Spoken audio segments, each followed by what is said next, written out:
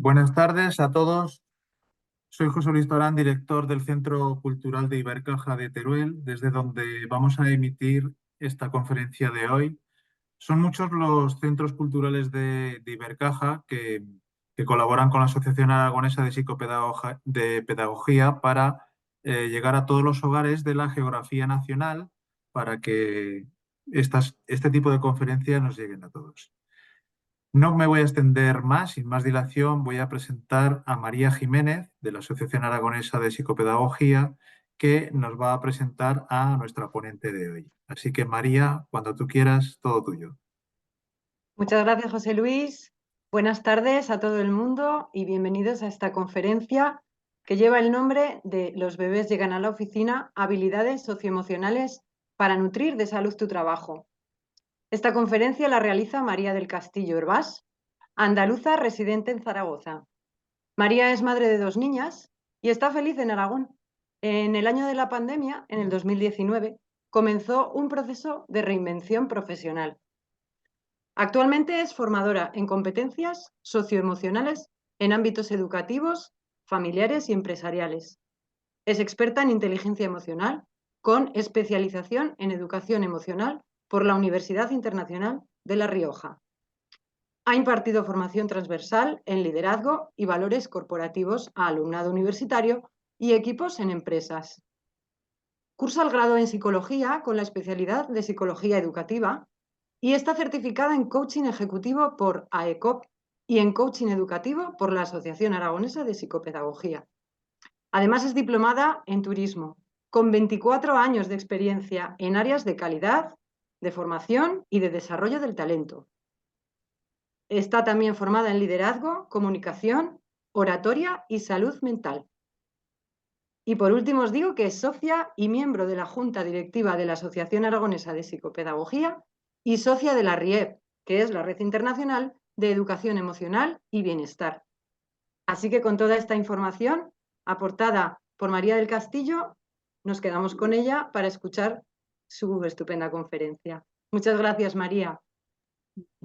Gracias a ti, María. Buenas tardes. Lo primero de todo, que me confirméis que me escucháis bien. ¿Me escucháis bien? Sí, perfectamente. Perfectamente. ¿No? Vale, muy bien. Y también me veis, imagino. Así es. Perfecto, muy bien. Pues bueno, buenas tardes a todo el mundo que hayáis decidido invertir vuestro ratito de tiempo esta tarde en estar aquí con nosotros. Como bien ha dicho mi compañera María, estoy feliz en Aragón, doy las gracias, mi enorme gratitud a la Asociación de Psicopedagogía y a Ibercaja, la Fundación Ibercaja. Esta es la primera conferencia que hago en esta colaboración, ¿no?, que ellos tienen, y estoy súper agradecida porque para mí es un pedazo de reto y lo que quiero yo con los retos es disfrutarlos. Porque además sé que cuando los disfruto, pues la gente también los disfruta. Así que nada, vamos a utilizar esa palabra que se utiliza en psicología positiva, que es saborear, ¿no? Pues vamos a saborear la conferencia y esa también es una forma de, bueno, quitarnos un poquito la tensión, ¿no? Y sobre todo yo, que soy aquí la que estoy, ¿no?, expuesta, y quitarnos un poco la tensión y disfrutar de, bueno, de las reflexiones que vamos a hacer juntos, ¿de acuerdo? Quería decir también que sí que le dije a María que quería que dijera que estoy feliz en Aragón porque yo nací en Jaén, soy andaluza, he trabajado toda mi vida profesional completamente en Almería y entonces he venido de una tierra de mar a una tierra de montañas, nieve, frío de concierto y todas estas cosas, pero cuando uno tiene una mirada como con la... Yo llegué a Aragón con esta mirada de niña, ¿no? Con esta mirada de curiosidad, una mirada muy limpia, sin prejuicios, porque no conocía nada ni a nadie. Y llegué con esa mirada amable, ¿no? Porque también el cambio me apetecía. Con lo cual yo veo así a Zaragoza y veo así a Aragón, ¿no? Lo veo pues como una tierra que para mí está siendo de muchas oportunidades, ¿no? Porque ya he estado toda mi vida profesional trabajando en el ámbito turístico, sí que es verdad que en el área más de calidad y formación, pero ahora estoy ya enfocada en la psicología educativa, que es mi próximo objetivo profesional, y estoy, por tanto, pues bueno, casi ya en la recta final del grado, ¿no? Así que nada, pues a disfrutar y voy a compartir pantalla. Bueno, me vais a decir ahora si veis bien.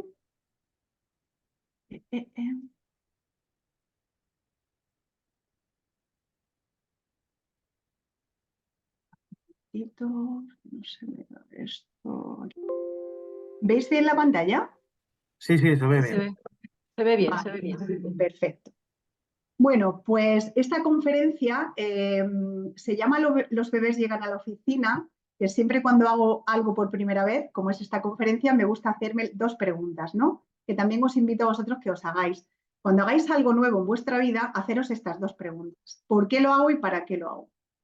El porqué de esta conferencia es porque yo en mis 25, 26 años de vida profesional me ha gustado mucho observar y he observado todos los comportamientos que yo misma he tenido infantiles a veces y los comportamientos a veces infantiles que también he observado en mi entorno, ¿no? Pues comportamientos tales como no hacernos cargo de lo que sentimos o de lo que hacemos, bueno, asustarnos a veces con las consecuencias de nuestros actos, a veces escondernos porque no sabemos cómo abordar pues una situación.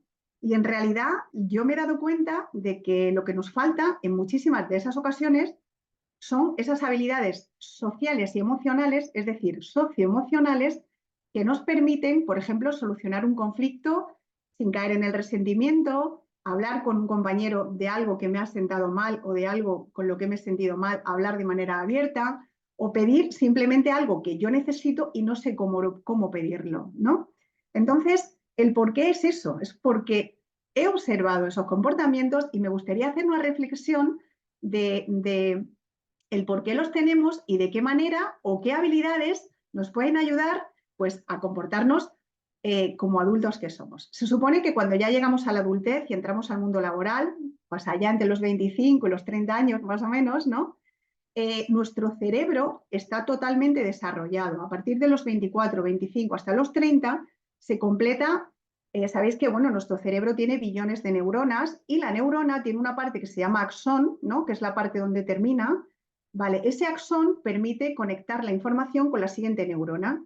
Vale, pues los axones de nuestras neuronas cerebrales se terminan de mielinizar cuando llegamos a la edad adulta. Mielinizar es que se recubren de una sustancia de color miel que se llama mielina. ¿Qué permite la mielina? Pues que la neurona transmita la información de manera más rápida y eficiente. Es decir, que nuestras neuronas se comuniquen de una manera más eficaz. Por tanto, hasta que no llegamos a la adultez, nuestro cerebro no está totalmente, todas las áreas prefrontales, que son estas, ¿de acuerdo? No están mielinizadas. Entonces, en la adolescencia lo que se termina de mielinizar es esta zona de aquí que se llama cuerpo calloso, ¿vale? Que está entre los dos hemisferios.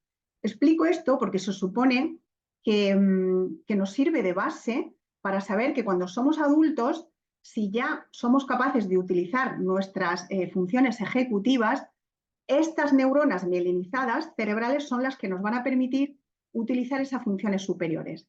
¿Y cuáles son esas funciones superiores que yo ya utilizo en mi mundo profesional, en el mundo laboral? Pues son la toma de decisiones, son la planificación, es decir, cómo planifico yo algo, qué pasos voy a hacer, cómo tomo una decisión complicada, cómo resuelvo un conflicto o cómo, por ejemplo, cómo tengo la flexibilidad cognitiva, porque en el trabajo hay estrategias que hemos utilizado durante tiempo, pero llega un momento en que dejan de ser efectivas. Entonces tenemos que utilizar otras estrategias, con lo cual tiramos de esa función ejecutiva que se llama flexibilidad cognitiva.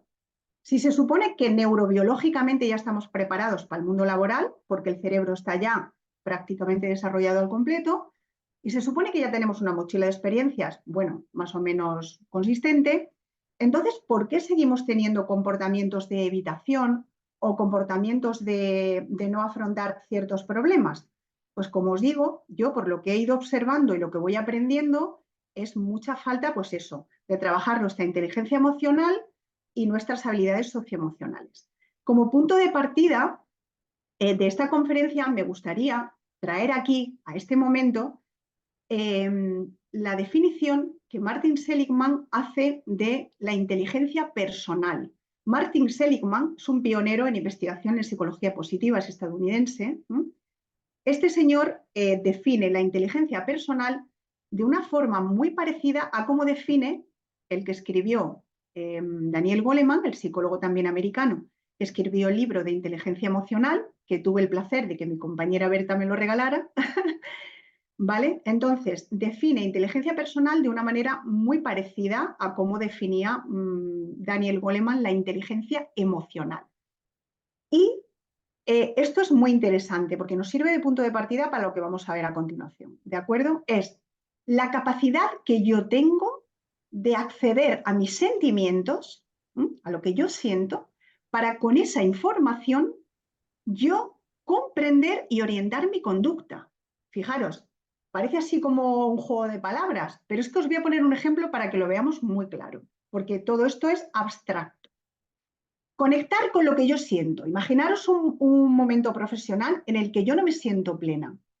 Yo no me siento satisfecha y yo las emociones que siento son tristeza, frustración, insatisfacción o sentimiento de pérdida de sentido. ¿De acuerdo?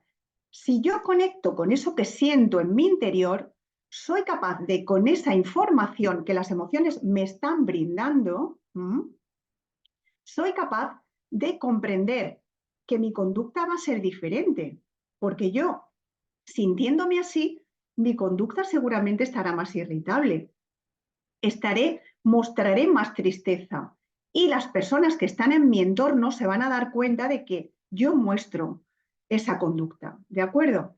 Entonces, con esa información, comprendo mejor mi conducta y oriento mi conducta. ¿Cómo la oriento? Pues, por ejemplo, haciendo acciones donde yo pueda cambiar ese malestar que yo siento en mi trabajo. Si estoy en una etapa donde siento malestar, he de aprovechar esa información que las emociones me dan, ¿de acuerdo? Para orientar mi conducta. Fijaros, el primer profesor de psicopatología que yo tuve, he tenido dos, pero el primero ha sido una de las personas con las que yo más he aprendido, más allá de que explicaba los contenidos de psicopatología. Es que este hombre nos ponía esta metáfora, nos explicó esta metáfora que yo quería hoy compartir con vosotros. Y es que la mente es como el estómago. Si yo me como algo que está en buen estado, que está rico y que está bien, yo me siento muy bien, me siento fenomenal. Si yo me como algo que está en mal estado o que está, bueno, pues semipodrido o que no está bien, yo me puedo poner enfermo, yo me puedo poner mala, puedo tener náuseas, puedo vomitar, ¿de acuerdo? Pero imagínate que mi estómago tiene que digerir un tornillo.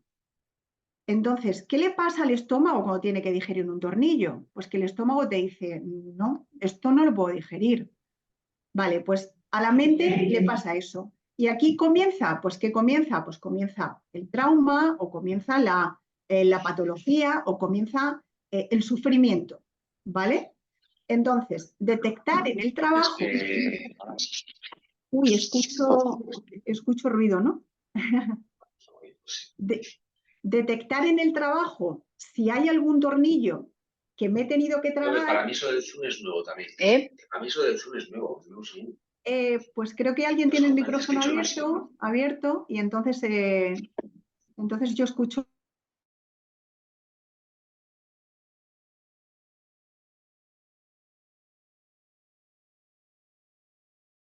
Activamos audio.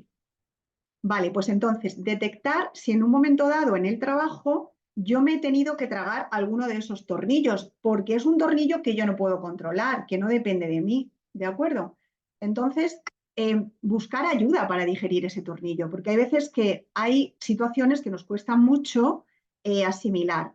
Y hasta que llegamos a ese proceso de aceptación, pues a lo mejor pasan años o pasan meses, pero hasta que yo acepto una situación que yo no puedo cambiar, pues esto me va a llevar bastante sufrimiento. ¿De acuerdo? Quería contaros esta metáfora porque me parecía interesante.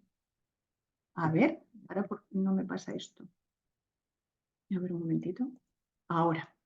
Porque en el trabajo nos vamos a encontrar con este tipo de situaciones que yo os traigo aquí. Pues nos vamos a encontrar con la persona que no se sabe mirar a sí misma, ¿no? Que pregunta, ¿tiene alguna novedad sobre mí? O nos vamos a encontrar con personas que están ansiosas en todo momento, ¿no? Estoy un poco ansioso, doctor, y le dice, está en la sala de espera. Personas que están en todo momento ansiosas, que corren de un sitio para otro. Fijaros que la conducta observable que nosotros vemos en el trabajo es lo que podríamos grabar con una cámara de vídeo, pero debajo de esa conducta hay millones de sentimientos, millones de expectativas, millones de percepciones y de pensamientos de las personas. O sea, que solo vemos una ínfima parte de lo que la persona es, ¿de acuerdo? Pues estas personas que manifiestan pues ansiedad, ¿no? En todo momento. Yo he llegado a ver hasta personas que se comen la piel de las manos. Esto es una somatización, es un trastorno de ansiedad que se llama escoriación, y se comen la piel de las manos, de los dedos, hasta que se las ponen en carne viva. Entonces, bueno, esto yo en el trabajo lo he visto, y lo grave de esta situación es que hay veces que te acostumbras a ver esto y te parece normal, ¿vale? Pero no es normal, lógicamente. Ahí hay un problema importante, ¿no? de ansiedad. Bien, luego tenemos, bueno, pues como en la viñeta de abajo a la izquierda, personas que, bueno, no pueden enfrentarse a los problemas, no pueden, no entrenan esto. Cuando entrenamos la inteligencia emocional, los problemas los abordamos, ¿de acuerdo? Los abordamos y estamos expuestos a equivocarnos. Nos podemos equivocar, claro que sí, pero los abordamos, ¿de acuerdo? Entonces, esa conducta evitativa que hablaba al principio, ¿no? De los bebés llegan a la oficina, los bebés que estamos en el trabajo mayores, que nos escondemos a veces porque no sabemos abordar una situación. Y viene a ser lo mismo que este bebé que os he puesto aquí, que se tapa la cara porque dice, bueno, a ver si yo me tapo y a ver si así no me ven, ¿no?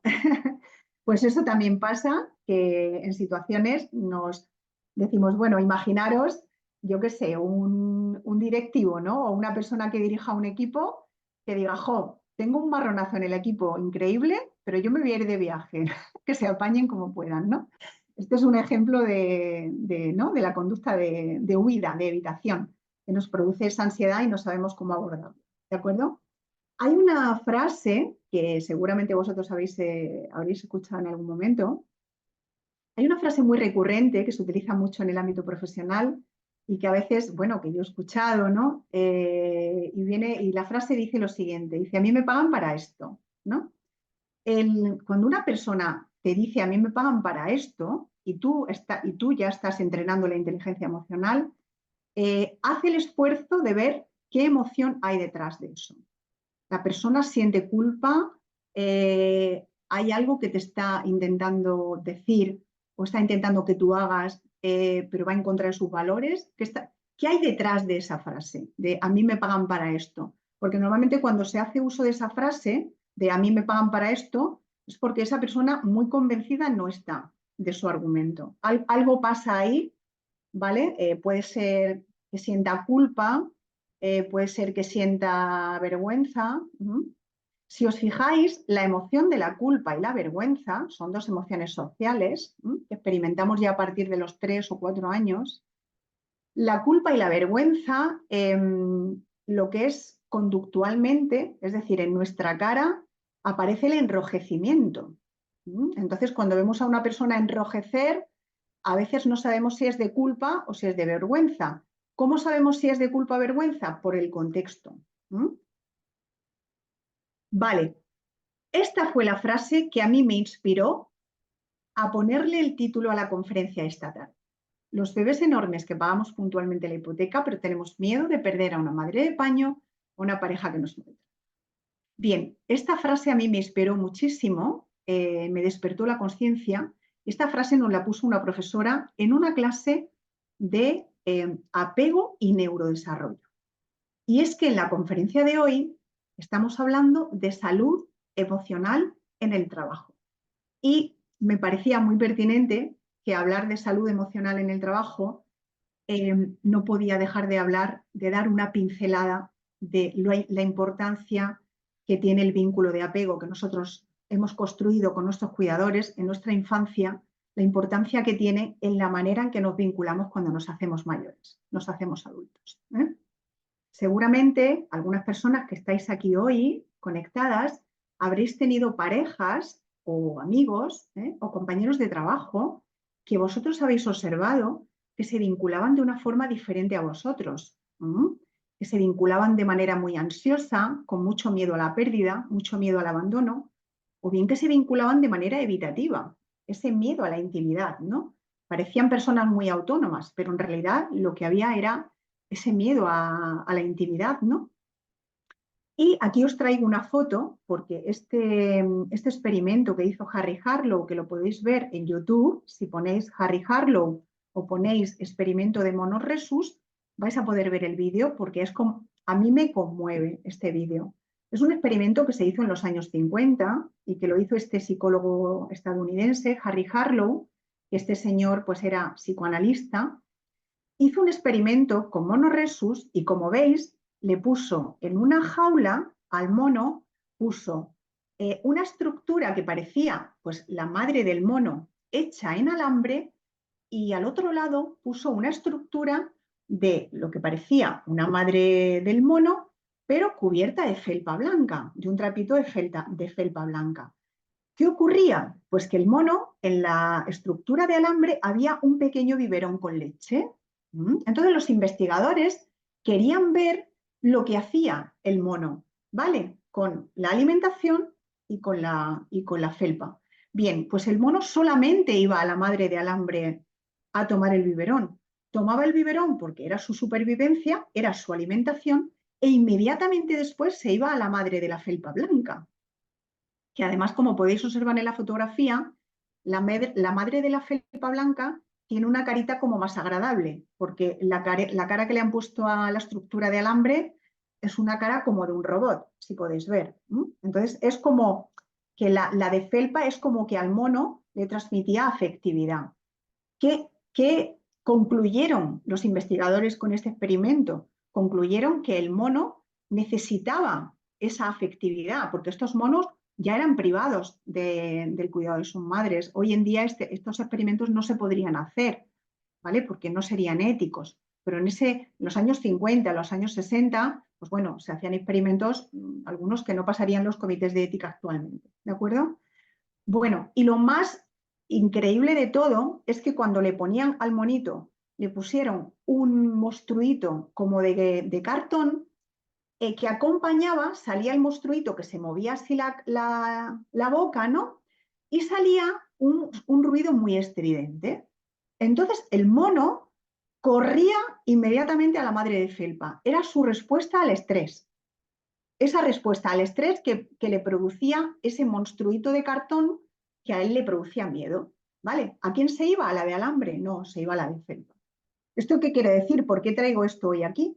Pues lo traigo porque el apego es, en investigaciones que se han hecho, hay una correlación entre el apego adulto, es decir, la manera en que tenemos de apegarnos en la adultez, con la inteligencia emocional. Si lo pensamos, pues tiene lógica, porque una persona con un vínculo de apego de tipo seguro, es decir, una persona que ha tenido protección, seguridad y las necesidades afectivas cubiertas en su niñez, esta persona va a vivir un mundo emocional más pleno. ¿Por qué? Porque va a percibir las emociones de modo natural. No se va a defender, no va a tener la necesidad de defenderse de sus propios estados emocionales. Mientras que la persona que ha tenido un vínculo de apego más de tipo evitativo, estas fueron las tipologías que estipularon los investigadores en las teorías del apego, ¿no? Las personas que han tenido un vínculo de apego más de tipo evitativo son personas que aprenden a apagar su estado emocional, es decir, inhiben cualquier cosa que no sea congruente con el objetivo de mantener apagada mi necesidad de apego. ¿De acuerdo? Entonces, como eso hay que mantenerlo apagado, yo jamás voy a demostrar que necesito nada, porque esto he aprendido a apagarlo. Son niños que cuando exhibían o cuando tenían una conducta de necesidad afectiva, los padres les rechazaban o simplemente no sabían interpretar esas señales. Entonces el niño aprende a que esto lo tiene que callar. Es decir, solo soy aceptable para mis padres cuando muestro alegría. Si estoy triste, no soy aceptable. Y esto en los ámbitos profesionales, a partir de hoy, que vais a ser observadores, pues vais a observar que también ocurre, que hay personas que apagan e inhiben sus estados emocionales, que está muy bien inhibir, o sea, es adaptativo inhibir las emociones en ciertos contextos, porque es adaptativo y es necesario, pero en algunos otros no, ¿de acuerdo? Y otra cosa que también ya nos ha dicho la investigación es que el apego regula la homeostasis fisiológica, es decir, esto que hace nuestro sistema parasimpático, que es calmarnos después de haber estado pues, en un desbordamiento emocional, ¿vale? O muy activados. Y también contribuye a la autorregulación emocional. Autorregulación emocional es algo básico para la inteligencia emocional, porque hay también, habréis observado que hay personas que les cuesta muchísimo autorregularse. Son personas que normalmente no responden, sino reaccionan. Reaccionan de manera recurrente, ¿no? Es su forma de responder, ¿no? Se les pide algo y se ponen a la defensiva, se les pregunta algo y se ponen a la defensiva, se sienten constantemente amenazadas, ¿eh? Y también personas que se vinculan de una manera muy suspicaz, es decir, hay un alto nivel de suspicacia. Esta es la hipervigilancia que tiene también el apego ansioso. El tipo de apego ansioso, las personas que tienen este tipo de vincularse, ¿vale? Pues están hipervigilantes. ¿Por qué? Porque tienen terror, tienen pánico al abandono, ¿de acuerdo? Por tanto, quería dar esta pincelada que me parecía súper importante en el tema que estamos hablando hoy. Pero bueno, vamos a entrar ya en qué es una organización, porque muchas veces pensamos, pensamos en organización y pensamos en una empresa, pero un ayuntamiento es una organización, una fundación, una asociación es una organización. ¿Qué más os puedo decir? Un centro educativo, un hospital, son organizaciones, son tipos de organizaciones, ¿de acuerdo? Son otro tipo de organizaciones que no es empresarial, pero las características que tiene que tener una organización para considerarse tal, ¿vale? Es que son entidades sociales, es decir, formadas por personas. También tienen unas metas, unos objetivos. Entonces, para conseguir esos objetivos, pues todos trabajan por el objetivo, ¿no? Lo cual no quiere decir que los objetivos sean compartidos por todos los integrantes de la organización, ¿de acuerdo? También tienen una estructura, un organigrama, lo cual no quiere decir que la estructura sea eficaz, ¿de acuerdo? Luego también las organizaciones tienen una continuidad en el tiempo. Las organizaciones no es algo que aparece y desaparece en un mes, sino que, bueno, tienen una continuidad en el tiempo, ¿de acuerdo? Y también están vinculadas a un entorno externo. ¿Qué pasó en psicología de organizaciones? Cuando empezaron a investigar, en los años 50, 60, pues bueno, investigaban pues cómo influía en la productividad del trabajador o en el rendimiento, cómo influía la relación con los compañeros, cómo influía la relación con los superiores, cómo influían las características del trabajo, es decir, las horas que las personas trabajaban, los horarios, la luz, la temperatura de los lugares donde estaban, ¿de acuerdo? Eso sí se empezó a investigar y se vio que había relación. Pero claro, después avanzaron y vieron que también influía la relación, el clima laboral. El clima laboral es importante, también está asociado a la productividad y al rendimiento. Y también se dieron cuenta de que los trabajadores perciben, anda, pero si los trabajadores tienen percepciones y todas diferentes. Imaginaros, no sé, imaginaros que yo en un momento dado comunico, oye, que la empresa va a crecer mucho en los próximos 2 años. Va a crecer mucho. Mira, vamos a comprar la otra empresa. O sea, hace poco me dijeron que la empresa Cruzcampo había comprado la empresa Victoria de cervezas. Yo no lo sabía. Bueno, hace poco me lo dijeron. Bueno, imaginaros que yo voy a dar esa noticia, ¿no? De la empresa, que vamos a comprar, vamos a crecer, vamos a comprar otra empresa, ¿vale? Y cada trabajador lo percibe de una forma y lo interpreta de una forma. Para un trabajador puede ser la mejor noticia y para otro trabajador eso es, madre mía, más trabajo, estos que se creen, que no podemos abarcar tanto, qué tal, qué cual. Fijaros, es que percepciones totalmente diferentes ante la misma situación. Y luego ocurre también que en las organizaciones hay personas que llevan una máscara, pero a veces no son conscientes de que llevan esa máscara. Esta máscara a veces puede llegar a pesar mucho. Esta máscara un poco es lo simbólico que yo asocio al rol que hace la persona. A veces, por ejemplo, imaginaros que, no sé, imagínate que eres directora ejecutiva de un banco, ¿no? Por poner un ejemplo, me lo estoy inventando. Pero ese rol de directora ejecutiva no lo separas de tu valía personal. Es decir, si yo como directora ejecutiva del banco no soy capaz de separar lo que es mi persona del rol, llega a fundirse de una manera que yo me creo mi personaje. Es decir, yo soy la directora ejecutiva del banco X y yo me creo ese personaje y yo voy por la vida con ese personaje, ¿no? Porque además me va muy bien ir con ese personaje. ¿Qué ocurre? Pues que cuando luego hay personas que, bueno, o son despedidas de la organización o se marchan a otros sitios, es como por arte de magia la máscara se esfuma. ¿Y qué ocurre? Que entonces vemos a la persona. Esto tiene un peligro. El peligro que tiene es que mi valía personal no puede depender de mi rol. Yo puedo fracasar en el trabajo, a mí me pueden salir en el trabajo cosas mal o no conseguir los objetivos que busco, pero mi valía personal tiene que permanecer intacta. Y esto es algo que también lo estudiamos en educación emocional. Es decir, lo que yo valgo como persona es mucho más que el rol que desempeño en cualquiera de las organizaciones que yo trabaje.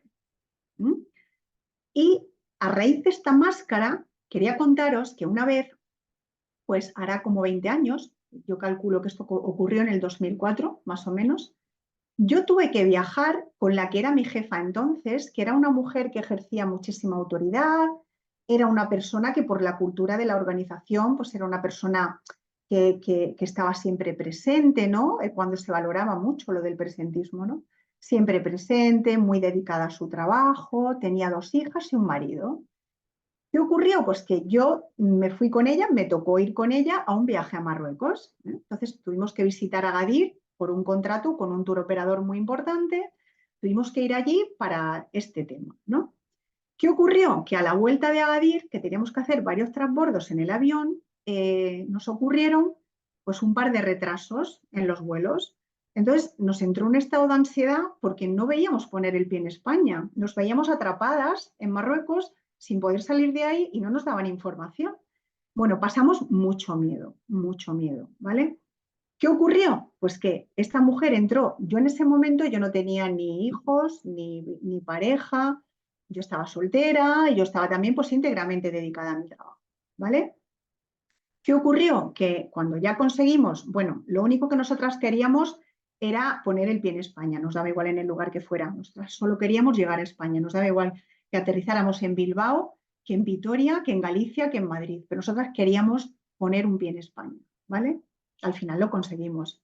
Pero esta mujer entró en un estado de pánico, que además al día siguiente tenía una reunión muy importante, entonces el miedo se apoderó de ella, la ansiedad, y entonces me decía, una mujer que yo pues no había estado tan cerca de ella nunca, ¿no? Porque yo era parte de su equipo, pero ella era, como os digo, pues como la todopoderosa, ¿no?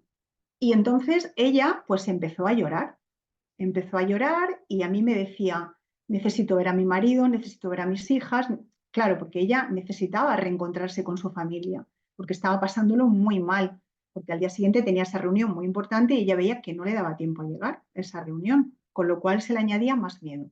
Vale, pues ¿qué aprendí yo aquel día? Yo aprendí aquel día que el miedo tiene un tremendo poder y que incluso las personas más poderosas no escapan del miedo, experimentan miedo. También aprendí que aunque a veces nos vemos muy pequeñitos, porque yo me veía muy pequeñita a su lado, yo llevaba 2 o 3 años trabajando en ese puesto, tampoco tenía mucha relación con ella, ¿no? Entonces, bueno, yo me veía muy pequeñita a su lado, pero a veces nos vemos muy pequeños, pero somos una gran compañía. En ese momento, pues yo era su mejor compañía, porque era la única que tenía. Y también aprendí que en los momentos de desesperación, lo que nos sustenta y nos da esperanza es una emoción muy compleja, que es el amor. Porque ella lo que quería era reencontrarse con los suyos. Entonces, ese amor y esa necesidad de reencuentro es lo que a ella la mantuvo con esperanza, ¿no? En ese viaje tan fatídico que tuvimos y por esto de que las experiencias te marcan, ¿no? Pues yo ya, pues en ese momento dije, jo, yo ya a Marruecos no vuelvo. Porque para mí fue una experiencia, pues bueno, bastante negativa, ¿no? Bueno, aquí os he traído 3 preguntas para que os sirvan a vosotros de reflexión, si queréis hacerle una fotografía o si queréis escribirlas. La primera pregunta es, ¿por qué algunas personas expresan miedo a su superior a la más mínima pregunta? ¿Habéis visto estas personas que los llaman sus jefes y van despavoridos, les da mucho miedo, ¿vale? ¿Por qué? ¿Por qué ocurrirá eso? ¿Vale? ¿Te has escondido alguna vez para no abordar algo? yo sí me he escondido, lo reconozco, me he escondido cuando no tenía habilidades socioemocionales y me he escondido porque no sabía cómo solucionar pues, algunos problemas. ¿Te has sentido invisible o has invisibilizado a alguien? Ahora vamos a hablar de invisibilización y de visibilización como clave socioemocional. Pero el gran reto que yo os traigo esta tarde es el siguiente. A partir de hoy me gustaría que aplicáramos una nueva mirada a nuestro trabajo. Es decir, más allá de que nuestro trabajo nos da un modo de supervivencia, de ganarnos la vida, que nos hace sentir realizados o lo que signifique el trabajo para nosotros, el reto que yo os traigo hoy es el siguiente. Es, céntrate en la experiencia que los otros tienen trabajando contigo. Fijaros el pedazo de reto que os traigo porque estamos poniendo el foco en ti. En este momento yo pongo el foco en ti y digo, céntrate en la experiencia que las otras personas tienen trabajando contigo. Entonces, el foco no está en otros que a mí me dan felicidad. No, el foco está en mí. Es qué hago yo para dar salud a otras personas. ¿Vale? ¿Cómo me centro en esa experiencia? Y esto nos va a llevar a reforzar nuestra red secundaria. ¿Pero qué es esto de la red secundaria? La red primaria es la red de soporte y contención emocional. Es la red de las personas que amamos y que nos aman supuestamente de manera incondicional, ¿vale? O así debería ser. Esta es la red primaria, normalmente suele ser nuestra familia, nuestras parejas, nuestros hijos, nuestros hermanos, ¿de acuerdo? Y la red secundaria es nuestro ámbito profesional, es donde estamos poniendo el foco hoy, en esa red secundaria que a mí me hace sentir realizado y que es un modo de ganarme mi vida, ¿no? En esa red secundaria la vamos a ver como una articulación en red, como su propio nombre indica. Aquí todos somos interdependientes. Además, esto es un espacio intersubjetivo. ¿Qué quiere decir esto? Que yo con mis compañeros de trabajo, aparte de compartir comunicación o información, yo comparto estados afectivos, yo comparto estados emocionales. Yo en un momento dado le digo a mi compañero, oye, hoy estoy, no sé, me ha pasado esto y estoy decepcionado. No es lo que esperaba. O sea, compartimos emociones con nuestros compañeros. Por tanto, es un espacio, es un contexto de intersubjetividad y también es esa articulación en red. ¿Qué pasa? Que esta nueva mirada nos hace pensar, oye, es que el mundo laboral no empieza y termina en mí, es que esto está lleno de personas que generan valor.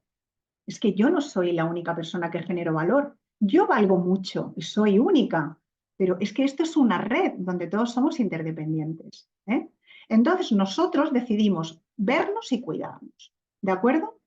¿Qué ocurre? Que en la red primaria, esta que os digo, que es las personas que nos quieren y a las que nosotros queremos, el reconocimiento nos viene dado por el mero hecho de que el vínculo subsiste. Es decir, yo soy reconocida por mi madre porque mi madre tiene un vínculo de madre conmigo, madre-hija. Pero en el trabajo, en la red secundaria, el reconocimiento nos viene, atención, por la capacidad que tenemos de generar valor en esa relación. ¿De acuerdo? Entonces, esta mirada nos permite verlo así. Nos permite ver que esa red secundaria es un espacio de personas muy valiosas, muy valiosas. Lo que pasa es que nosotros, como funcionamos con atajos mentales, pues a veces necesitamos dar explicaciones muy rápidas a cosas que ocurren. Entonces, pues imaginaros como cuando vais al supermercado, ¿no? Vamos al supermercado e inmediatamente nos vamos a dirigir a una caja para pagar la compra y entonces nuestro cerebro nos dice, hace un radar y dice, ponte allí, que en esa caja vas a acabar antes, ¿vale? Pues de la misma manera que esto no nos damos ni cuenta, esto es un heurístico, un atajo mental, interpretamos la vida en el trabajo. Muchas veces, pues bueno, muy rápido. ¿Qué voy a hacer yo con esta nueva mirada para generar una buena experiencia a las personas que trabajan conmigo? ¿Qué voy a hacer yo? Bueno, pues no voy a huir de la retroalimentación, yo la voy a buscar. ¿Cómo busco yo la retroalimentación? Pues oye, mira, con este compañero que me reúno tantas veces para hacer tantas cosas, un día le voy a preguntar, oye, ¿tú cómo me ves? Oye, ¿yo qué proyecto? ¿Cómo me ves tú a mí? Esta simple pregunta despierta la conciencia de tu compañero y la información que te da es oro. Es oro. No pedimos retroalimentación, primero porque no sabemos, no estamos entrenados en eso, y segundo porque nos da miedo de lo que nos puedan decir. Pero es una forma de fortalecer nuestra red secundaria. Fijaros, vamos a ir a la clave, y aquí lo que pasa es que no sé si yo no puedo ver esto. A ver. A ver.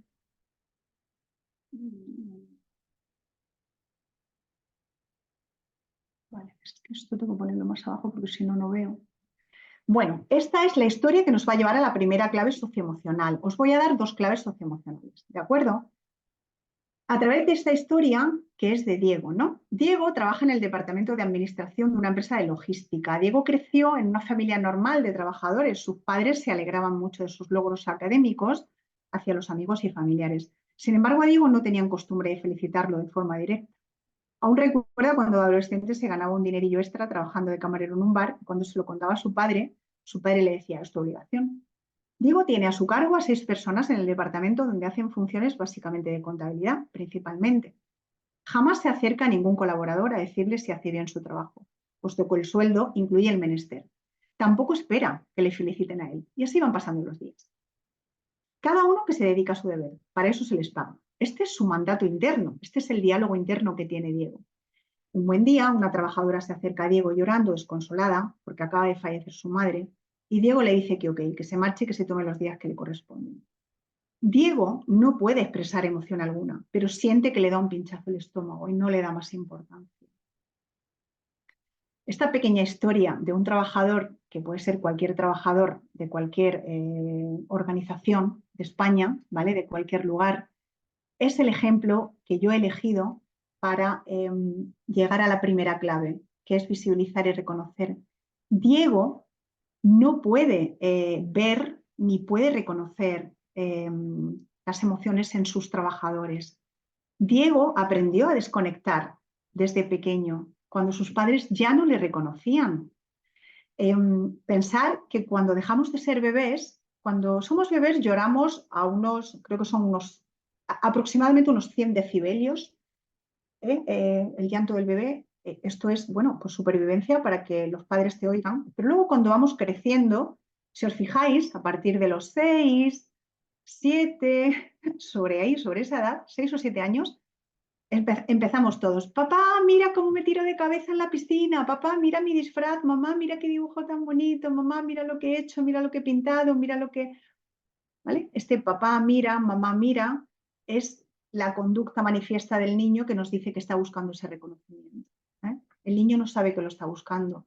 Pero cuando ya somos mayores y trabajamos nuestra educación emocional, nos deberíamos de dar cuenta cuando buscamos reconocimiento de una manera desesperada. Y a veces en los ámbitos profesionales hay personas que inconscientemente buscan esa necesidad que tienen sin cubrir. En el caso de Diego, de la historia que acabamos de leer, Diego no puede ver el mundo interior de los demás porque ya ha desconectado del suyo propio. ¿Ves la importancia que tiene que estemos conectados con nuestro interior? Porque las personas que han desconectado de su mundo interior no pueden conectar con el mundo de los otros. Entonces, por eso muchas veces decimos, es que falta empatía, qué falta de empatía, qué falta de sensibilidad. Es que hay personas que les ocurre esto y esto nos ayuda a comprenderlas. Es que están desconectados de sus estados emocionales. Es que los han inhibido desde tan pequeños, es que ni saben que están desconectados y no pueden ver el mundo del otro.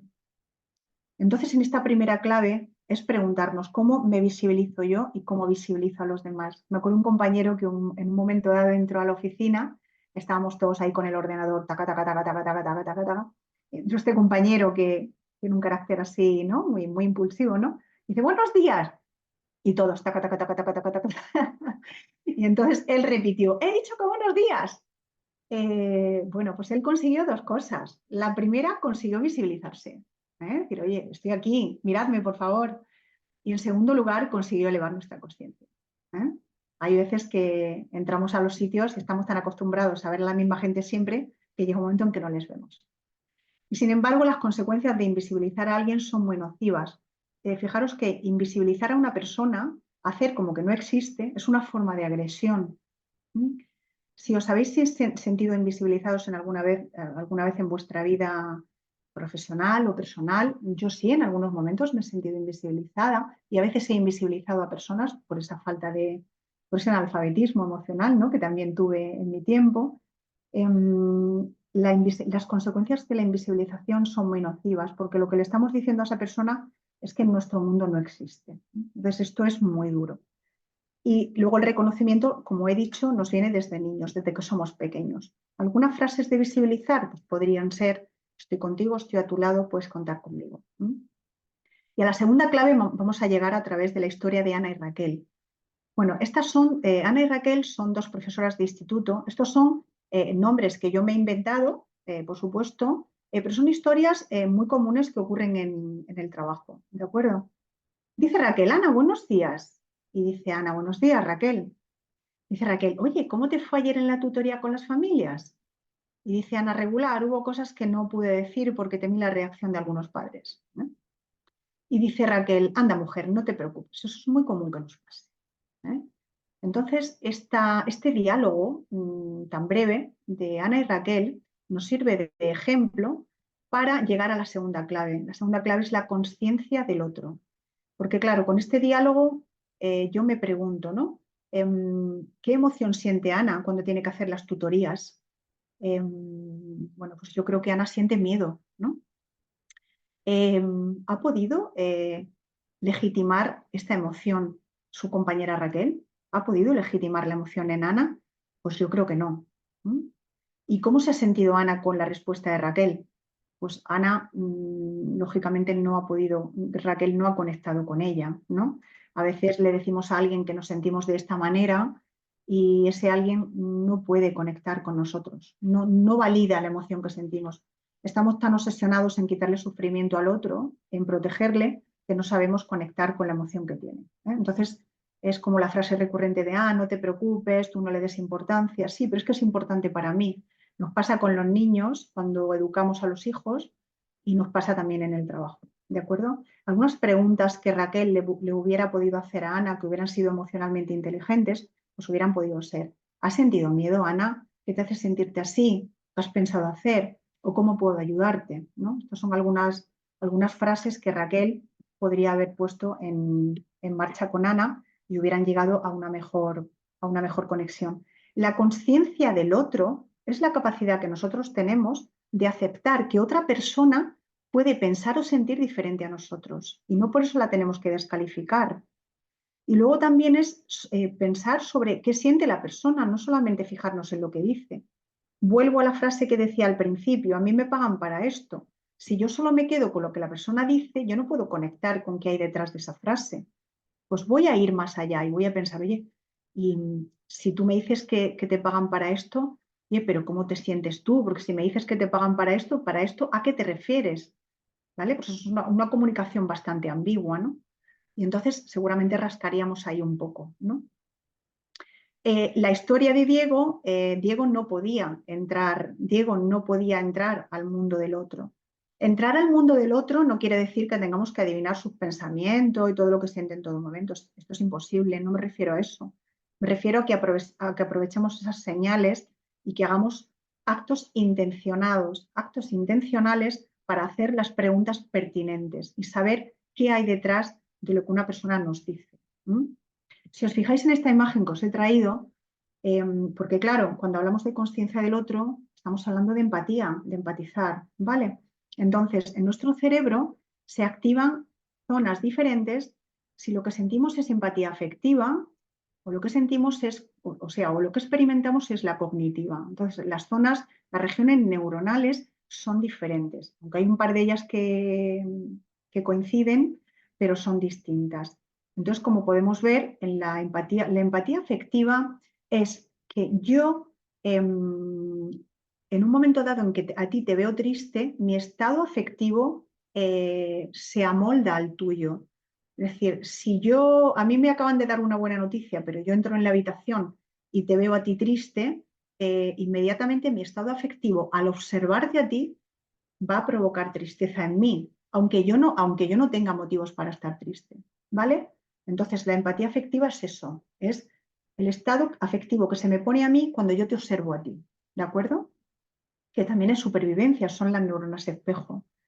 Y la empatía cognitiva es la capacidad que yo tengo de pensar lo que tú puedes estar sintiendo, ¿vale? Tú me muestras tu tristeza y yo con mi teoría de la mente pienso, jo, pues esta chica lo tiene que estar pasando mal, ¿vale? Esta representación mental interna que yo me hago es la empatía cognitiva. Como veis, en la afectiva se activa pues, la amígdala y el tálamo, ¿vale? Que son del sistema límbico, la corteza motora, son las partes naranjas que vemos en la imagen, naranja o marrón. Yo lo veo entre naranja y marrón. Y la corteza, esta de aquí de la izquierda es la corteza cingulada anterior, ¿vale? Y luego en azul son las regiones neuronales que se activan en la empatía cognitiva, que son también, son ya partes más, como he dicho antes, áreas frontales y áreas parietales, ¿de acuerdo? Que veamos que no, incluso nuestro cerebro no lo interpreta igual. Bueno, os he traído dos patrones de respuestas emocionales. Os he traído, hay muchos patrones de respuesta emocional, pero os he traído estos dos porque son los dos que yo más he observado en mi experiencia profesional. E inclusive uno de ellos, que es el segundo, es un patrón que yo he experimentado durante mucho tiempo, antes de hacerme cargo de, pues bueno, de lo que me está pasando, de lo que siento. El primer patrón es la victimización. La persona que se ve como víctima no se ve capaz de mejorar nada porque es víctima del mundo, víctima de la organización, víctima de su jefe, víctima de su pareja, víctima de todo, ¿vale? Y cuando les ocurren cosas buenas, pues también se ven como víctimas, porque hay que ver qué hago yo ahora con esto, ¿no? Con esta noticia tan buena. Recuerdo en un momento dado, hablando con una chica que trabajaba en una consultoría, pues bueno, salió el tema de los hijos, ¿no? Y en ese momento pues yo le dije, pues mi hija está en clases de piano en el colegio, se le da bastante bien. Entonces esta chica, pues bueno, pues me dijo, jo, tú me dices que tu hija está en piano y mi hijo con 8 años lleva pañal. Bueno, luego ya me contó pues, que su hijo tenía una discapacidad, ¿no? Pero en ese momento, pues bueno, yo no sabía muy bien cómo responder, ¿no? Pero en ese momento, pues ella añadió lo de qué he hecho yo para merecer esto, ¿no? Luego me di cuenta que también, pues en su ámbito profesional, pues también había, bueno, pues había ese patrón, ¿no? Entonces, cuando no sabemos pedir claramente en el trabajo, cuando no sabemos pedir claramente algo que necesitamos, imaginaros una petición concreta. Tienes que hacer una petición de que quieres que te revisen o que te suban el salario, ¿vale? Es una petición que no es fácil de hacer, pero que en un momento dado de la vida, pues bueno, pues hay veces que lo tienes que hacer, ¿no? Entonces, para hacer esa petición, si yo me siento una víctima, primero no puedo hacer esa petición, porque no me creo merecedora de esto. Entonces, cuando yo no sé pedir lo que necesito de forma clara y concisa, entro en ese patrón, siembro semillas de la victimización en mí, porque hay que ver cómo voy a pedir yo esto, que yo no sé si me corresponde o si me lo merezco, ¿vale? En los momentos en que el contexto se pueda, ¿no? Y el patrón siguiente es el resentimiento. El patrón del resentimiento consiste en que yo albergo expectativas sobre alguien o sobre algo, sobre todo sobre alguien, pero esas expectativas no se cumplen. Vamos a ver un ejemplo en el trabajo, ¿no? Vale, pues ahora se va a celebrar un foro, ¿vale? Donde van, pues bueno, imaginaros que yo trabajo en un centro educativo y se va a hacer un foro o un congreso donde van a ir docentes pues a participar, ¿vale? Entonces yo espero que alguien del equipo directivo de mi colegio pues me mande a mí al foro porque yo quiero estar en ese foro. Pero yo no le cuento esta expectativa a nadie del equipo directivo, sino que me la guardo para mí, esperando que alguien del equipo directivo adivine lo que yo quiero, necesito o deseo. Entonces, ¿qué pasa? Que si a mí no me invitan para ir a ese foro, porque eso no llega a ocurrir, yo entro en un resentimiento tremendo, me enfado conmigo misma, me enfado con el equipo directivo, lo experimento como una injusticia tremenda. ¿Por qué mandan a la otra persona y no me mandan a mí? ¿Vale? Pero me sigo guardando eso y tampoco expreso mi rabia. Este patrón a mí me ha pasado un montón de veces con cosas que pensaba yo que iban a ocurrir, porque yo pensaba que la gente me leía la mente, pero la gente no nos lee la mente. Los pensamientos no se traspasan por la frente, es decir, nuestro cerebro no saca los pensamientos hacia afuera. Si yo ahora mismo pienso que mañana tengo que poner, no sé, por inventarme una cosa, que yo mañana tengo que poner una lavadora con la ropa blanca, pues yo si no os la cuento a vosotros, vosotros no sabéis que yo estoy pensando que mañana tengo que poner una lavadora con ropa blanca, ¿no? Estoy pensando eso porque estoy centrada en lo que estoy explicando ahora, ¿eh? Pero sí que es verdad que este patrón se repite muchísimo en el trabajo, muchísimo. ¿Qué os recomiendo? Pues que estemos atentos, que identifiquemos si tenemos o el de victimización o el de resentimiento, que no es que sea bueno o malo, sino que es que nos hacen sufrir mucho. Entonces, bueno, pues aprender a pedir lo que uno necesita, pedirlo de manera concreta en el momento oportuno y a la persona que corresponda. ¿De acuerdo? Y con una comunicación clara, pues esto, yo necesito esto.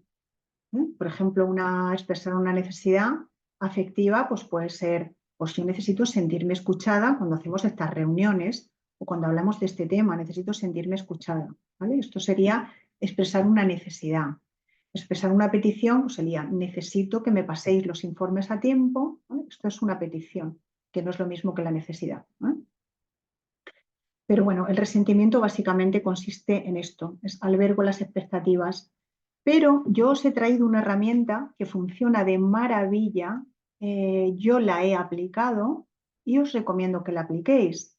Cuando sintáis resentimiento porque vosotros esperáis que algo ocurra, pero eso no ocurre, eso no llega, ¿vale? Entonces aplicamos esta herramienta que se llama CAP. A mí me pasó hace unos meses porque esperaba, mis padres viven en Andalucía, y yo esperaba la visita de mis padres, me dijeron que iban a venir, pues bueno, unos días antes me llamaron, me dijeron que no venían, es que tenían que hacer un transbordo en Madrid, entonces yo en ese momento, pues bueno, me sentí muy triste porque yo había albergado esa expectativa de esta visita de mis padres y entonces pues me puse triste y un poquito de enfado, experimenté las dos emociones, tristeza y enfado, ¿vale? Pero luego apliqué esta herramienta en ese caso. Y la herramienta se llama CAP porque son las siglas de comprendo, acepto y perdono, ¿eh? Entonces te digo, bueno, la voy a aplicar porque la aprendí en mi curso de inteligencia emocional y entonces teníamos que buscar una situación de nuestra vida donde aplicar la herramienta. Y yo la apliqué en esta situación. Lo más llamativo fue que casi todos los compañeros que estábamos cursando en ese momento, ¿no?, en los estudios, casi todos lo aplicamos con miembros de nuestras familias. Hoy estamos poniendo el foco en el trabajo, pero esta herramienta la podéis también aplicar a situaciones de resentimiento que os pasen con vuestras parejas, con vuestros hijos, con vuestros padres, con vuestros hermanos, ¿de acuerdo? Oye, mi hermano me ha dejado de hablar y no sé qué le pasa. Bueno, pues seguramente está resentido porque esperaba que tú hicieras algo, pero esto no lo has hecho. Y como tampoco te ha pedido lo que necesitaba, vale, por aplicar la herramienta de manera clara, pues podríamos, con el ejemplo, seguimos el ejemplo de la visita de mis padres, ¿no? Pues comprendo que no habéis podido venir porque os ha dado miedo, porque es un viaje muy largo, ¿vale? El acepto, pues acepto que esto ha pasado así, que no puede cambiar y que es algo que ha pasado y que ya no lo podemos cambiar, ¿sí? Y por último, perdón. Perdonar a mis padres. Yo os perdono porque no habéis venido y ya está, se terminó, ¿vale? Entonces, esto de verdad, es que nos da un alivio tremendo, tremendo. Comprendo, acepto y perdono. Es que nos da un alivio tremendo. Luego hay otro CAP más enfocado al futuro, que ya tiene que ver con el compromiso, la proactividad, ¿no? En lugar de quedarme encajada ahí ¿no?, en el resentimiento y en lo mal que estoy, pues bueno, comprometerme, pues bueno, mira, pues ya está, pues ¿qué puedo hacer yo? Pues bueno, en poco tiempo me cojo el tren y me bajo a verlos. Ya está, ¿vale? Entonces, os recomiendo que utilicéis esta herramienta en las relaciones interpersonales porque funciona muy bien, que también la compartáis con otras personas, que seguramente, yo creo que el resentimiento todo el mundo lo ha experimentado en muchos momentos de su vida. Y os traigo también dos preguntas súper interesantes que también os sugiero que las utilicéis cuando alguien te haga mucho daño. Esto es trabajar la mente compasiva, ¿no? Cuando alguien te haga mucho daño, o algo que te siente fatal, ¿vale? Piensa en estas dos preguntas. La primera pregunta es, ¿qué necesidad está esa persona intentando cubrir? Esa sería la primera pregunta, ¿eh? O sea, mi jefa o mi jefe me ha hecho esto que a mí me ha herido muchísimo. Vale, pues ahora piensa, ¿qué necesidad crees que está intentando cubrir tu jefe? ¿Mm? Y os aseguro que va a surgir la respuesta de una necesidad, como puede ser la necesidad de amor, de reconocimiento, de libertad, supervivencia, o sea, va a salir siempre una de esas necesidades. ¿Mm? Y la segunda pregunta que podemos hacernos es, ¿qué pensamientos o creencias han llevado a esta persona a comportarse así? ¿Mm? Porque algunas veces no encontramos explicación para lo que hacen otros, ¿no? Pensamos, jo, pero ¿cómo es posible que haya hecho esto? Yo cuando me mudé aquí a Aragón, pues bueno, había algunas amigas que me decían, madre mía, Zaragoza, qué lejísimos. Digo, bueno, más lejos está San Francisco, no sé. Es que depende cómo veamos las cosas y la mentalidad que tengamos y bueno, pues la forma de ver el mundo que tengamos, ¿no? Lo que para ti es una barbaridad, pues para mí a lo mejor no tiene importancia. Pero sí que es verdad que hay veces que nos hacen mucho daño y nosotros hacernos estas preguntas nos va también a quitar bastante sufrimiento. No digo que nos vaya a quitar el enfado, porque el daño se ha hecho y necesitamos tiempo para repararlo. Necesitamos darnos tiempo también para estar enfadados y para reparar esto, ¿vale? Ya la cuestión es pensar, ¿este vínculo que tengo con esta persona a mí me merece la pena repararlo? ¿Yo quiero restaurar este vínculo? ¿Yo quiero fortalecer este vínculo? Porque a lo mejor es un vínculo que más bien lo quiero romper. La inteligencia emocional nos hace falta para romper vínculos. Yo he roto vínculos con personas de manera muy mal, porque no he sabido hacerlo mejor. Pero bueno, yo me perdono y digo, pues sí, la verdad es que no lo he sabido hacer mejor. Si hoy en día tuviese que romper el vínculo con alguien, pues imagino que lo haría algo mejor, ¿no? Porque tengo más herramientas que antes no tenía. Pero reconozco que algunos vínculos los he roto pues de alguna manera que no ha sido la más apropiada, ¿no? Y entonces pues reconoces que a la otra persona pues le has podido hacer daño. Bueno, repito las dos preguntas porque me parecen muy importantes. Cuando alguien te haga mucho daño, piensa, ¿qué necesidad estaba esta persona intentando cubrir? Y la segunda pregunta es, ¿qué pensamientos o creencias han podido llevar a esta persona a comportarse de esta manera? Bueno, estamos ya terminando, nos quedan 10 minutillos, ¿de acuerdo? Y os he traído unos tips aquí para que os los llevéis a modo de recordatorio, ¿no? Para trabajar nuestra salud emocional. Pues el primero es atrévete a cuestionarte los mandatos construidos desde la infancia, ¿no? Fijaros qué cosa tan curiosa que hace un par de años o así, mi suegra, que es una mujer maravillosa, pues me contaba, fuimos a una tienda, ¿no? A comprar algo de ropa y ella se compró una camisa verde, ¿no?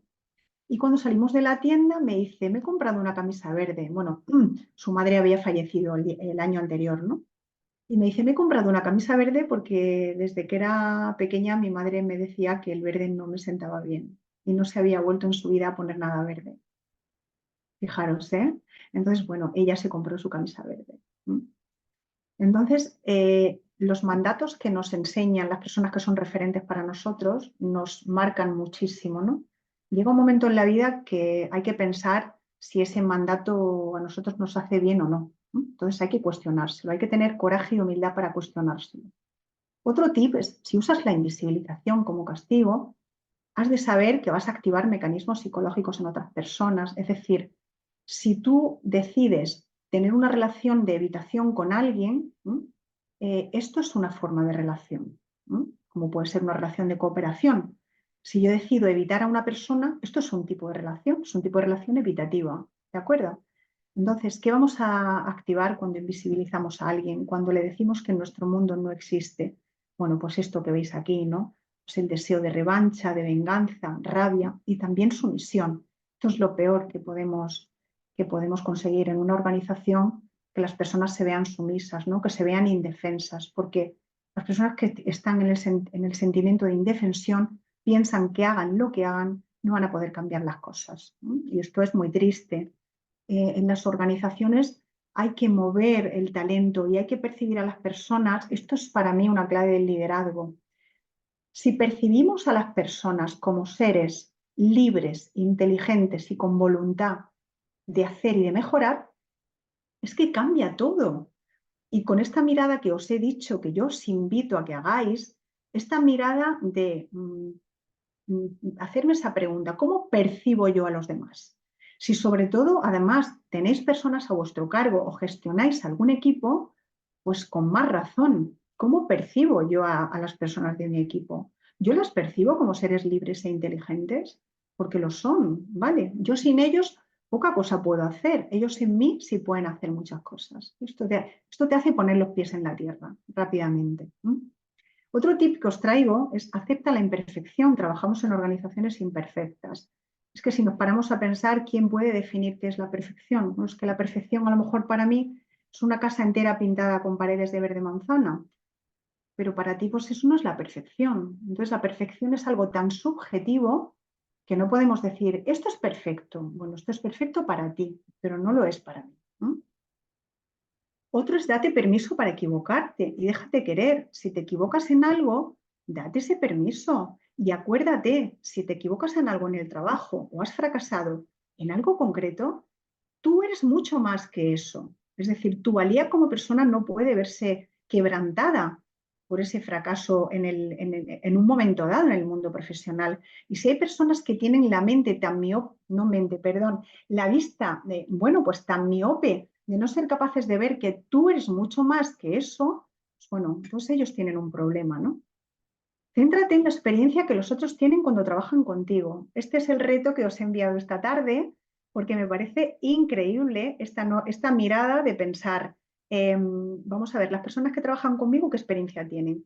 ¿Están a gusto? Yo les hago sentir a gusto, yo les voy a preguntar a ver qué me cuentan. Si nunca habéis preguntado, pues atreveros a preguntar a ver qué os dicen. Y la última es comparados con la grandeza del universo. Si nos paramos a pensarlo, somos irrelevantes, finitos y frágiles, pero también nuestra existencia a la vez es única y maravillosa. Es decir, yo pienso que yo soy la única María del Castillo Hervás con esta cara, con este cuerpo, con estas experiencias. Soy la única persona del mundo, o sea, soy única, ¿de acuerdo? Y vosotros sois todos únicos y eso es maravilloso. La existencia nuestra es maravillosa. Pero si nos comparamos con la grandeza del universo, somos puntitos de irrelevantes. ¿Por qué es importante hacernos esta reflexión? Porque también nos hace poner los pies en la tierra y conectarnos con la muerte. Muchas veces cuando le damos mucha relevancia a algo que ocurre, si inmediatamente te paras a pensar y dices, oh, voy a discutir yo con mi compañero por esto, oh, es que tengo la muerte aquí pegada. O sea, da igual que ella tenga 50, que 40, que 70 años. Es que todos tenemos la muerte al lado que nos va acompañando y nunca sabemos cuándo nos va a venir a visitar. Entonces, bueno, pues tener la muerte aquí presente también es algo que en un momento dado pues también es útil, ¿no? Bueno, voy a poneros este vídeo. Espero que se escuche bien. Bueno, este pequeño vídeo me parecía muy apropiado para este momento porque es de una película que se llama Ahora o Nunca, de estos dos pedazos de actores que son Morgan Freeman y Jack Nicholson. Y bueno, pues es una pequeña conversación para poneros en contexto, ¿no? Es muy importante el contexto. Para poneros en contexto, ellos son dos enfermos terminales que les han diagnosticado cáncer y entonces ellos hacen algunas cosas antes de morir, como por ejemplo pues visitar Egipto. Uno, me parece que es Jack Nicholson, es un multimillonario y Morgan Freeman es un mecánico. O sea, no han tenido nada en común sus vidas, pero se encuentran y esto es lo que nos cuentan, esto es lo que comparten. ¿Sabías que el único lugar en el que un perro ha caído fulminado por un rayo ha sido aquí, en Egipto? Ojalá te hubiera conocido antes de estar muertos.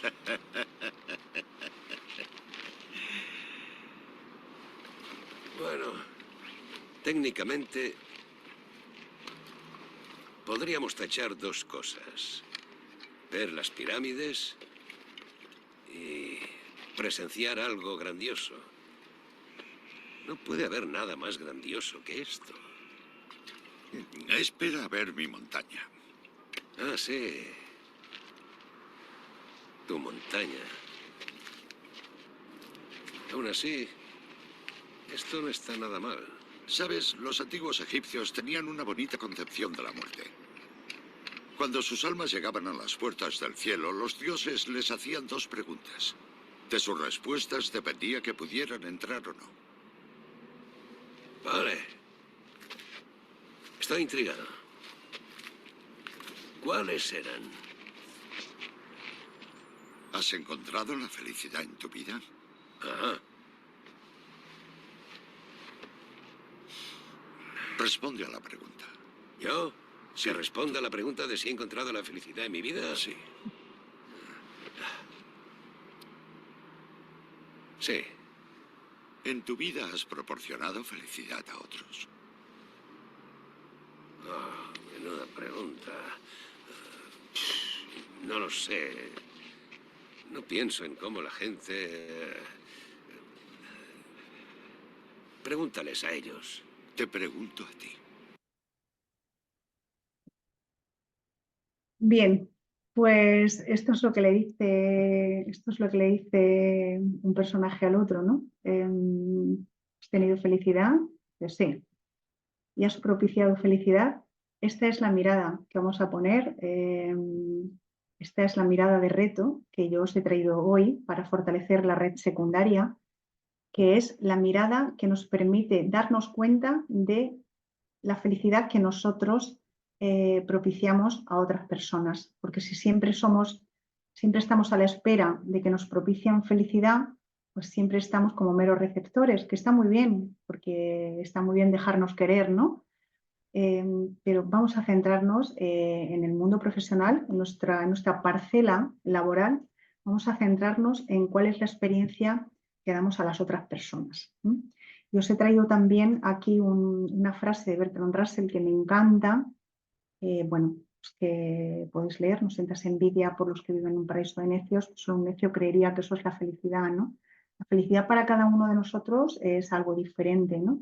Recuerdo que este mismo profesor de psicopatología que os he contado del tornillo al comienzo, ¿no?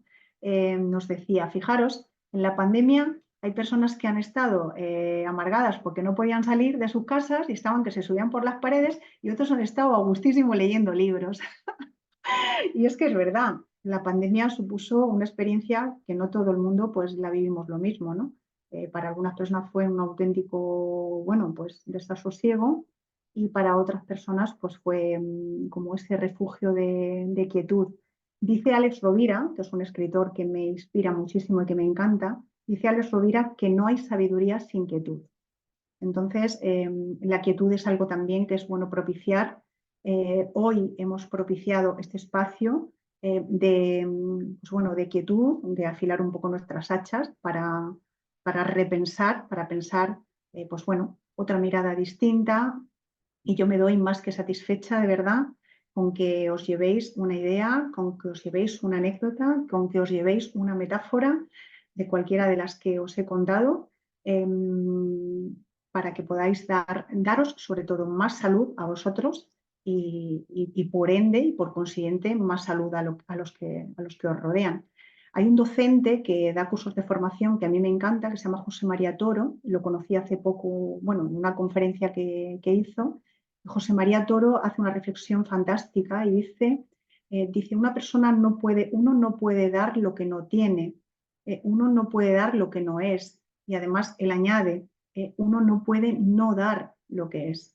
Cuando una persona es ira o tiene ira dentro, pues da ira. Cuando una persona por dentro tiene quietud y tiene esperanza o tiene optimismo, eso es lo que da, ¿no? Y como decía la cámara, la conducta observable es lo único que podemos ver, lo que podríamos grabar con una cámara. Pero detrás de esa conducta hay un montón de cosas, ¿eh? Un montón de cosas entre las cuales están, pues eso, las emociones que merece la pena indagar un poquito. Bueno, os pongo para terminar las conferencias que hay próximamente, también con Asociación de Psicopedagogía Ibercaja, porque esta que estamos haciendo hoy, la veis aquí arriba a la derecha, la semana que viene es de desarrollo adolescente y bueno, estas son las siguientes. En la página web de asociación podéis verlas todas y podéis inscribiros porque todas las que son presenciales también tienen formato streaming, así que también podéis verlas desde casa cómodamente en la página de psicoaragón.es, ¿de acuerdo? Y por mi parte, pues quiero daros las gracias e invitaros a que hoy durmáis como bebés, que espero que hayáis disfrutado. A mí, desde luego, me habéis inspirado con vuestra escucha, que aunque no os he visto y no hemos interactuado, a mí me encanta en los talleres interactuar con la gente, preguntar, que me cuenten cosas de su vida. Y una anécdota que me pasó con un señor, ¿no? Que tuvo ahí un problemilla haciendo un ejercicio de autoestima, ¿no? Y bueno, pues nada, esto me viene a decir que hay personas que, bueno, ya a sus 60 años tienen algunas heridas que no han podido curar. Por mi parte, pues daros las gracias por vuestra escucha y desearos que, pues eso, que os hayáis llevado cualquier reflexión. No sé si José Luis, voy a dejar de compartir.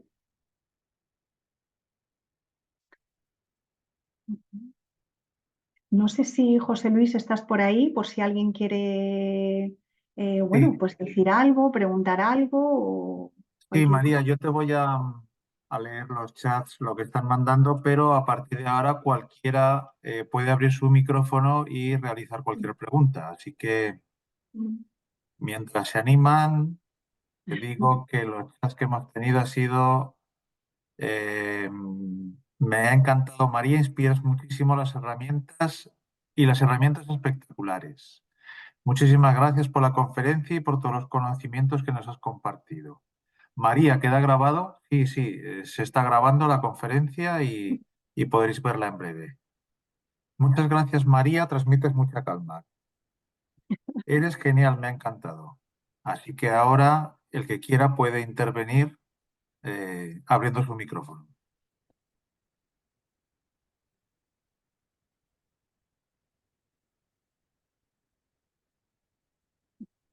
o mandando chats, como quieran. Sí, sí, podéis escribir también cualquier cosa que queráis, bueno, pues o cualquier cosa que queráis compartir o añadir o decir y estamos encantados. Antes de desconectarnos de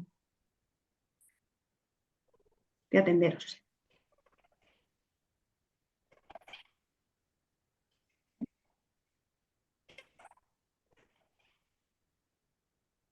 No sé si Pepa quiere, no sé si se ve Pepa, pero no sé si quiere decir algo, no la escuchamos. Pepa, ¿quieres decir algo? No te escuchamos. Y simplemente tienen que abrir el micrófono. Siguen mandando agradecimientos. Muchas gracias, muchas gracias. Es que nos ha dejado sin palabras, María. Me sumo al reto. Por aquí veo yo que dicen que me sumo al reto y me encanta que os suméis al reto, porque el reto es aplicar esa nueva mirada que yo os invito a aplicar para darnos más salud y quitarnos malestar y sufrimiento.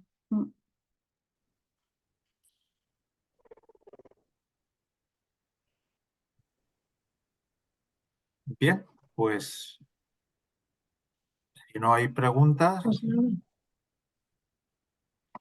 ¿hay alguna pregunta? ¿qué queréis? Nadie quiere irse. Muy Ya bien, la próxima tenemos que emplazarnos en presencial y vernos ya en algún sitio para que yo ya pueda interactuar más. eso es, eso es. No, pero sí, es cómodo el formato online porque hay personas que están conectadas, bueno, pues de otros sitios y es cómodo hacerlo en Sí. casa. O sea que es un formato que nos permite también aprender sin necesidad de tener que desplazarnos para conciliar y todas estas cosas. Así es. Bueno, José Luis, pues Pues nada, muchas creo que ya nos gracias. podemos desconectar. Muchísimas gracias, encantada de conocerte a ti también. Muchísimas gracias a todos los participantes, de verdad, muchísimas gracias. Siempre el trabajo de una persona tiene sentido cuando hay personas que, bueno, que pueden sacarle utilidad. Así que muchísimas gracias a todos. Y José Luis, encantada a ti de conocerte también. Lo mismo digo. Esperamos que salgan los participantes. No, finalizo la sesión y ya. Finalizamos. Vale. Pues venga, hasta pronto y Adiós. buenas noches. A dormir como bebés. Hasta luego, adiós. Adiós a todos.